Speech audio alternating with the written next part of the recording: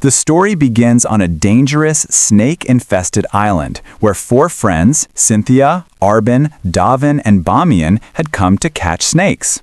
These men actually catch and sell snakes to earn money, and they were on this island for the same purpose today. Upon arriving, they tied a chicken leg to a rope and put it inside a small tunnel. Their plan was to yank the rope and catch a massive anaconda if one came to eat the bait. After a while, as an animal grabbed the chicken inside the tunnel, Cynthia started pulling the rope. But with a slight pull, the rope broke. This confirmed Cynthia's suspicion. There was a huge snake inside that tunnel. Cynthia told his companions that he would go into the tunnel himself to catch the snake and that they should pull him out as soon as he signaled. Cynthia went inside the tunnel and saw a snake, which was quite large. He immediately caught it. But then Cynthia realized that the tunnel was much larger on the inside, and he sensed danger. He quickly asked his companions to pull him out. However, Arbin, a stout man among them, thought Cynthia was joking and that there was nothing inside the tunnel. Instead of pulling Cynthia out, he started teasing him by tickling his feet. But when Cynthia began to scream very loudly, his three companions started trying to pull him out. It was too late. A giant snake was approaching Cynthia inside the tunnel. It dragged Cynthia completely into the tunnel in an instant. Arbin tried to pull Cynthia out by reaching his hand into the tunnel, but a snake bit his hand. When his companions pulled Arbin out, a snake was attached to his hand, which they promptly killed. Hearing terrifying noises from inside the tunnel, they felt as though some massive monster was inside. To escape, they quickly fled. They were so terrified by the sounds from the tunnel that they quickly got into their boat and started heading back home. It was night and raining heavily. Arbin was in a state of shock, consumed by the guilt that Cynthia's life was lost because of him. An argument broke out among them over this. Suddenly, their boat was hit by a hard bump. They were scared, thinking that perhaps the monster from the island was following them. Before they could understand anything, their boat was hit again. This time the impact was so strong that the boat began to rock violently. Even their friend Davin fell into the water. Seeing this, Bamiyan climbed onto the boat and quickly turned on a light. Arbin immediately threw a life preserver into the water to save Davin. But the moment Arbin looked at Bamiyan, he saw a huge snake standing right behind him, which vanished the next moment. The snake then attacked Davin, who was in the water, killing him. Arbin tried to kill the snake with a spear, but the snake launched a powerful attack on Arbin, lifted him into the air, and preyed upon him before he could fall back down. Seeing the size of the snake, Bamiyan was so terrified that he begged the snake to spare his life, promising he would never catch snakes again. But the snake still climbed onto the boat and advanced toward him. Near a camera on the boat, there were some snake eggs. This giant snake had followed the eggs all the way to the boat. In the next moment, the snake killed Bamiyan too. A few days later, a woman was rushing to take a man named Sean to her house. Sean is a snake catcher, and a dangerous snake had entered her home. Upon entering the woman's house, Sean found some snake eggs that the woman's husband had brought home. According to Sean, the snake was there for these eggs. Sean heard some noise from the upstairs room. He went up and saw the woman's husband and child sitting terrified in a corner with the venomous snake right in front of them. The snake tried to attack Sean, but he was so skilled that he caught the snake with just a rope within moments. When the woman's child thanked Sean for saving their lives from the snake, Sean simply told the father not to steal snake eggs again. Afterward, Shan's friend Muffin arrived and showed Shan a news report on his phone. The report stated that following the giant snake incident at sea a few days ago, the police had found Bamiyan's body and some belongings on the shore. Without wasting time, Shan went straight to the Wildlife Protection Association office. He showed Bamiyan's picture and explained that the bite marks on Bamiyan's body indicated the work of a Titan anaconda, measuring about 15 meters long, and that such snakes only inhabit Snake Island. Shan intended to use the authority of the Wildlife Conservation Organization to request the government to declare Snake Island a nature reserve. However, a senior from the Environmental Protection Department named Zhao, who was present, said this was impossible because according to the International Snake Organization, such snakes disappeared from Earth 58 years ago. As proof, Shan showed everyone the last video taken from Bamiyan's camera, where the Titan anaconda was clearly visible. This video left everyone stunned. They then instructed Zhao to go with Shan to Snake Island and investigate the matter. Before leaving, Zhao learned that Shan was a former soldier and a descendant of the Snake King. Meanwhile, Penn, the owner of a large real estate company, had secured a tourism project for 4 desert islands, one of which was Snake Island. Penn had invested a huge amount of money in this project. He approached a man named Jin who catches and sells snakes on the black market. Penn gave Jin some gold bars and told him to stop Shan at any cost, as all his investment in the island project would be ruined if Shan proved the presence of the Titan anaconda. Jin assured him he wouldn't let that happen. The next day, Shan, Zhao, and his friend Muffin set off by boat for the Titan anaconda's island. During the journey, Shan looked through his binoculars and saw Jin and his goons also heading toward the same island. Shan realized Jin was colluding with Penn. Upon reaching the island, Jin set up camp with his goons and began planning to catch the Titan anaconda. In the meantime, when one of their men, Mutao, went a little distance away to urinate, his tied-up dog began barking loudly. The dog was sensing something in the nearby bushes. The dog tore loose and ran into the bushes, but never returned. Mutao was quite scared. His fear reached its peak when something very large began rapidly approaching him.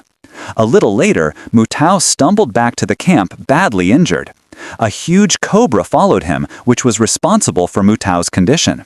Seeing the cobra, everyone ran away, but the cobra flared its hood and stood right in front of one of their companions. If the man moved, the cobra would kill him. Just then, a girl and 2 men, who were siblings, emerged from a tent and started playing rock, paper, scissors. The winner would catch the giant cobra. Heng, one of the men, won and decided to catch the cobra.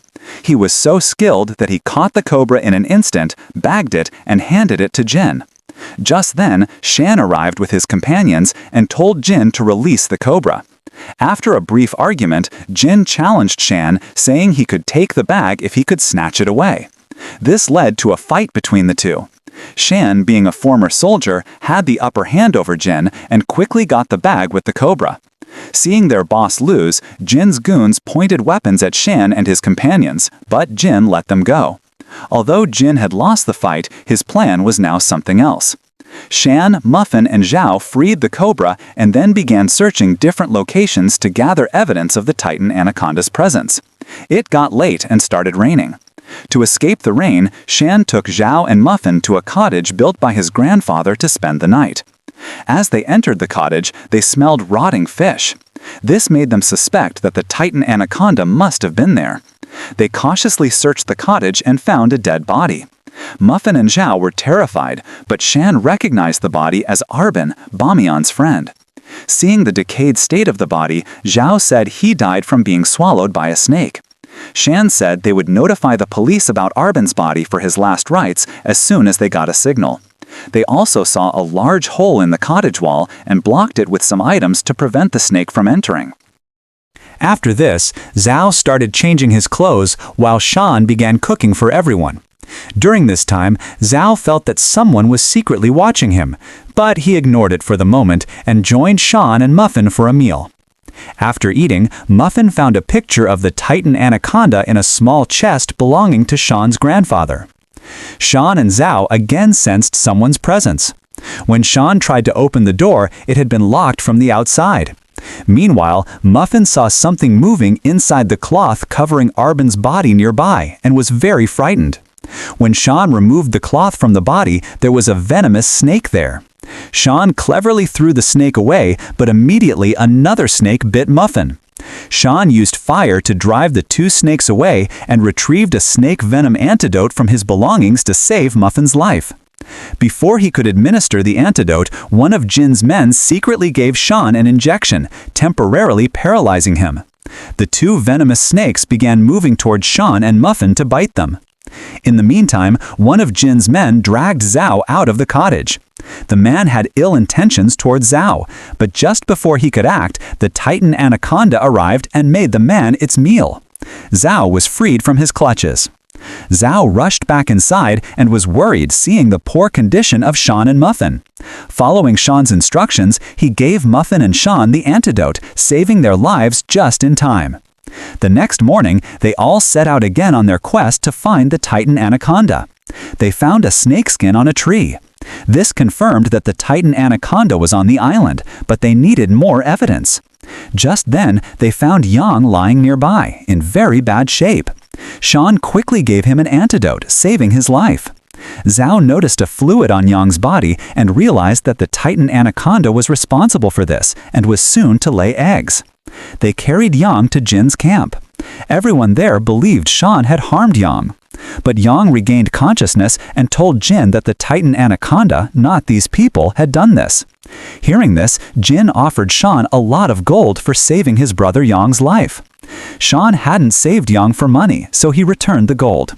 Shan told Jin that if he wanted to thank him, he should release all the captured snakes and leave the island. Jin refused to accept this. After a lot of argument, Shan said that if he wanted to pay for saving his brother, he should give him a car.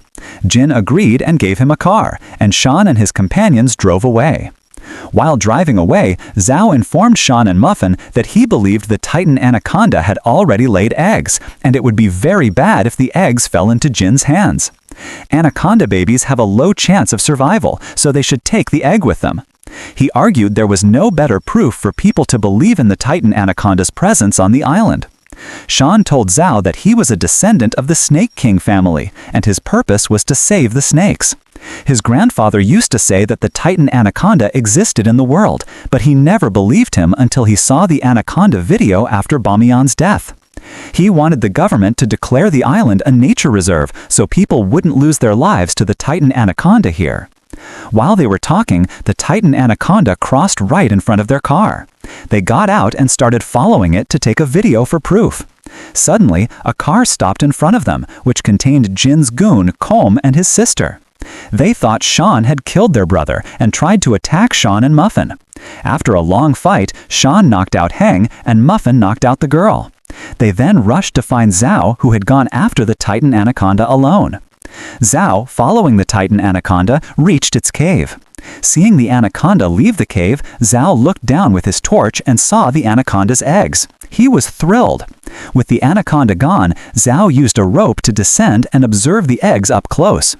Just as he felt the anaconda returning, he quickly put an egg in his bag and started climbing back up with the rope. But suddenly, the man who had tried to assault Zhao outside the cottage grabbed his leg and started pulling him down. The anaconda had regurgitated him inside its cave, and he was somehow still alive. He told Zhao, "If I die, I'll take you with me." Zhao suddenly remembered that he had taken out some snake venom and kept it with him while searching for the Titan anaconda. Zhao took the venom from his pocket and threw it into the man's eyes. The man writhed in agony, and Zhao climbed back up with the rope. The man, in his struggling, broke one of the anaconda's eggs and tried to get out by holding on to Zhao's rope. But at this moment, the anaconda returned to its cave and killed the man with its powerful constriction. Zhao was fleeing the cave and met Shan and Muffin on the road. The anaconda was also following Zhao. To escape, Shan and Muffin quickly put Zhao in their car and drove off. In the car, Shan asked Zhao if he had brought anything other than a DNA sample of the anaconda. Zhao lied, saying he hadn't brought anything else. But Shan knew the anaconda was pursuing Zhao because he must have brought something from there. When Shan asked Muffin to check Zhao's bag, they found the anaconda egg that Zhao had stolen from the cave. Shan argued that if the egg was not returned to the anaconda's cave, they would all die. But Zhao was determined to take the egg with him at all costs, so he held a knife to Muffin's throat and told Shan to drive. When the anaconda fell far behind them, Zhao got out of the car and walked away from Shan and Muffin. Before he could get away, Jin and his men surrounded Zhao. Their conversation made it clear that Zhao was actually working for someone just like Jin and had come to the island with Shan because he was contracted to get the Titan Anaconda's egg. Meanwhile, Jin's men caught Shan and Muffin and pulled them out of the car. Shan tried to explain to Jin that if the egg wasn't returned, none of them would survive. But Jin ignored him and tied up Shan, Muffin, and Zhao. Jin tied Muffin and Shan inside a container and poured a lot of blood over them, planning to use them as bait to lure the Titan Anaconda. Jin wanted to catch the terrifying snake. Soon, the anaconda arrived, following the scent of the blood. Shan cleverly and courageously untied himself and Muffin. They could have escaped, but Jin, watching them on a CCTV camera outside, locked the container door from the outside. Shan and Muffin were trapped. Zhao, seeing all this, cunningly untied his hands and ran outside to save Shan and Muffin. Jin's goons chased him. Zhao somehow held a knife to Yong's throat and took him hostage. Getting an opportunity, he climbed onto the container where Shan and Muffin were trapped. Zhao quickly opened a small window on top of the container, through which Shan and Muffin barely escaped the anaconda and began fighting Jin and his men. During this fight, Hang had the upper hand over Shan, but before he could kill him, the anaconda made him its prey. Muffin was also being badly beaten in the fight. Seizing an opportunity, he opened the container door. The trapped anaconda burst out and began preying on everyone, causing chaos. The anaconda also made Jin's brother Yang its victim. Jin blamed Shan for this and went after him to kill him. Jin tried to kill Shan with a large wood-cutting blade, but Muffin once again saved Shan's life by tackling Jin. Meanwhile, Zhao quickly took the anaconda egg and fled directly to the boat, preparing to leave the island. But before he could leave, Jin, who was pursuing him, also arrived and beat Zhao half to death. As Jin started the boat, Shan and Muffin also arrived. Seeing them, Jin held a knife to Zhao's throat and told them both to get off the boat. But Zhao bit Jin's hand and Jin stabbed him in the back with the knife. Just then, Shan threw a fire extinguisher at Jin and started fighting him again. Jin was about to kill Shan again, but Muffin saved his life once more. Shan then saw the anaconda had followed the egg all the way to the boat. He decided to return the anaconda egg to save all their lives. But in the meantime, Jin stood in front of the anaconda with his knife, and the anaconda killed him too. The snake then picked up its egg and left without harming Shan, Muffin, or Zhao. After all this, Zhao apologized to Shan for his foolishness and thanked him for saving his life. Everything was fine, but Zhao asked if they had any proof to make this island a nature reserve. Shan still had the photo of the anaconda taken by his grandfather, but Shan believed that if something is to be preserved, it's best to hide it from everyone. For this reason, he threw the last piece of evidence into the sea. And with that, the story ends. Are you like this story? Please subscribe my channel for more.